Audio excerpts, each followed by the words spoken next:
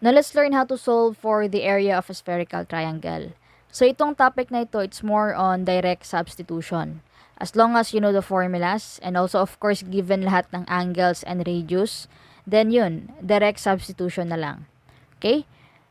So, the formula for the area is pi r squared e over 180, where e is the spherical excess and that is equal to the sum of the three angles minus 180.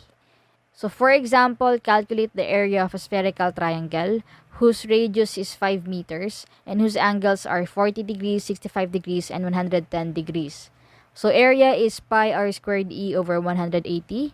E is the sum of the three angles minus 180. So, that is 40 plus 65 plus 110 minus 180. So, that is 40 plus 65 plus 110 minus 180. That is equal to 35 degrees.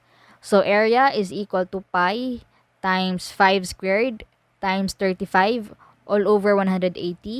Therefore, our area is equal to 15.27 square meters.